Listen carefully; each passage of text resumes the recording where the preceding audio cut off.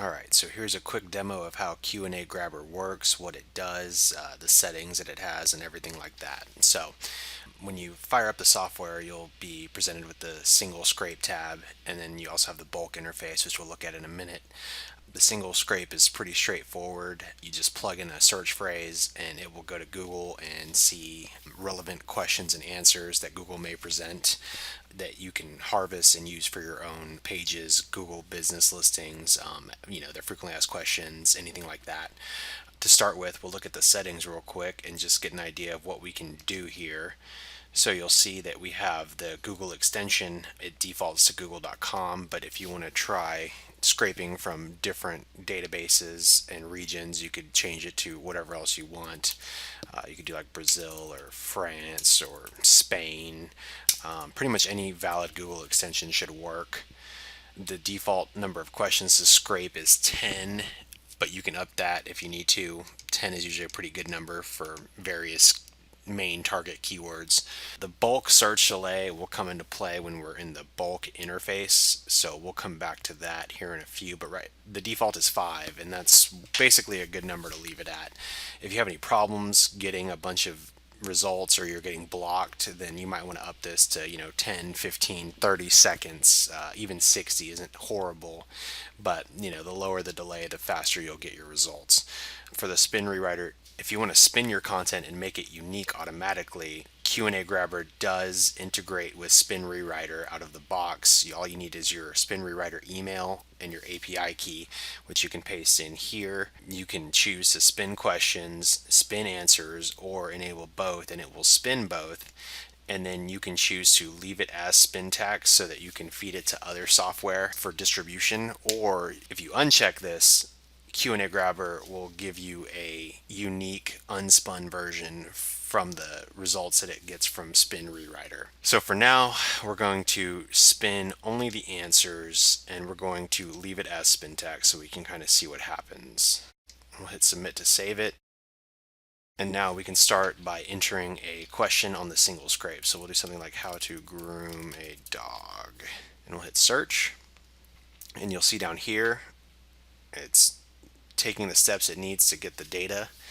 So we'll wait for it for just a second, and it's going through and grabbing all of the relevant questions and answers that Google has deemed important for that search.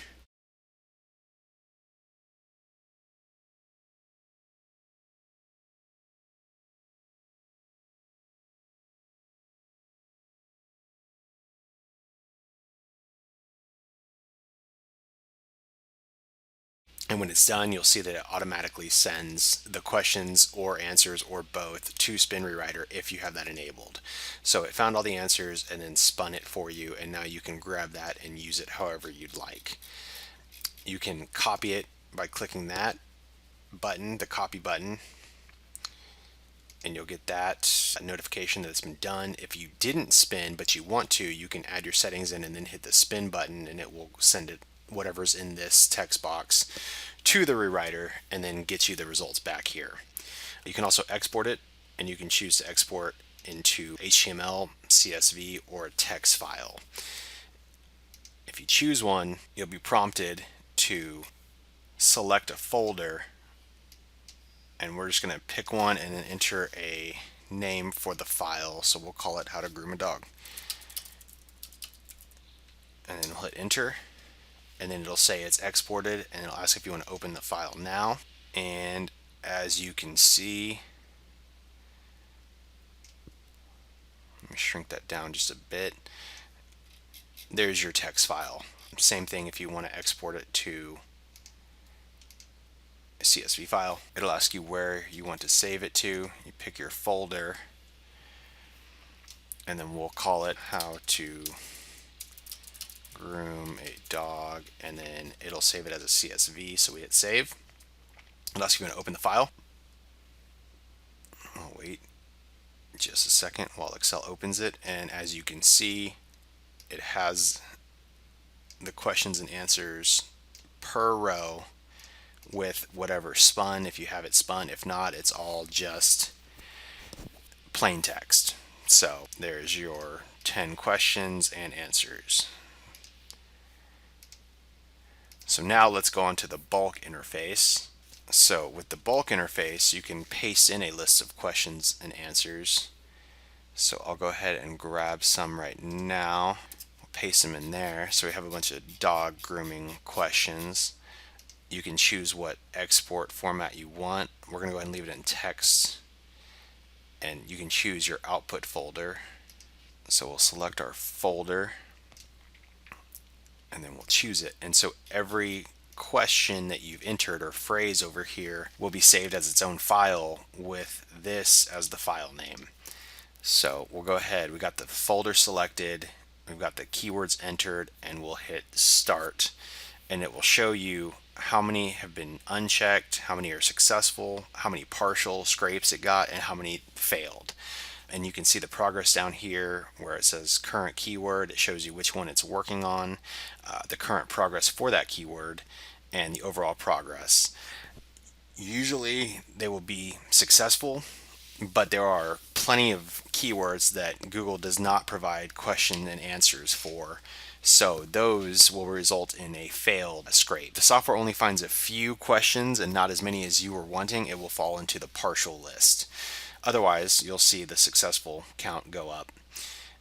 And when everything is done, these buttons will be re-enabled and you can see which keywords were fully successful, which were partial, and which were failed. Sometimes you'll want to rerun the partial and failed scrapes just to make sure that there wasn't an internet issue for a moment or anything like that. But for the most part, they should be successful.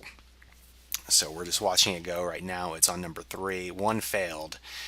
Which dog grooming scissors are best? And I bet if we plug that into Google, it's not going to give you any relevant questions and answers. So for now, we're going to go ahead and pause this video and let it run. It does take a few minutes. It's not instantaneous results because it has to actually work through Google's interface to get the data. It's not all just socket based, unfortunately, because Google likes to limit that, and we have some delays built in and some natural automation to help reduce the chances of being temporarily banned and things like that. So as you'll see, it works through the list. You can kind of just minimize it and go about doing other things and then come back and you'll have a bunch of fresh content to use however you need. So I'm gonna go ahead and pause this. It's on 4 out of 71. Basically every question that it grabs takes about a second when it finds them, and then whatever your delay is. So if you're doing 10 questions and answers per keyword, that's 10 seconds plus a 5-second delay. So that's 15. So you might get 4 articles or 4 Q&A sets per minute. So keep that in mind. If you throw 1,000 in there, it is going to take quite a while and you may wind up getting banned, temporarily banned, of course, and you'll have to delay a little bit before you continue with your scraping. So I'm going to go ahead and pause the video and we'll come back when it's done so we can kind of see what all it grabbed, how much was successful and how much wasn't. So we'll be back here in just a few. Alright, so we're back after the scrape has completed, and you'll see that there was 65 successful scrapes and 6 failed scrapes, no partial scrape. So every result that Google had questions and answers for, Q&A Grabber was able to get the full 10 questions and answers. You can take a look and see which ones were successful and on this list, and you can copy and paste them if you need to. And you can see which ones were failed.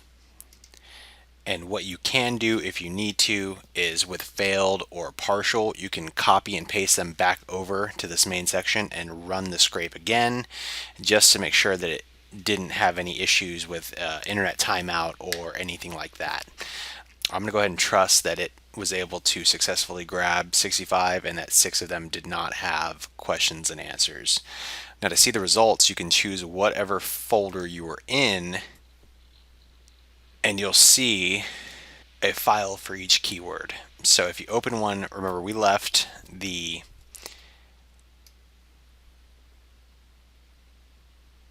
spin answers enabled and left it as leave as spin tags. So all of our questions are regular and all of our answers are spin tags.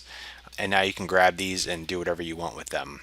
And let me move this back and you can see we have a list of all of these keywords.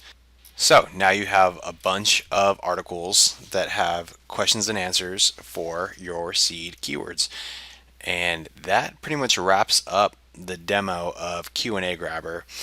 If you need help, you can click that and then you can view the user guide, or you can contact support for any questions you may have that aren't answered in the user guide.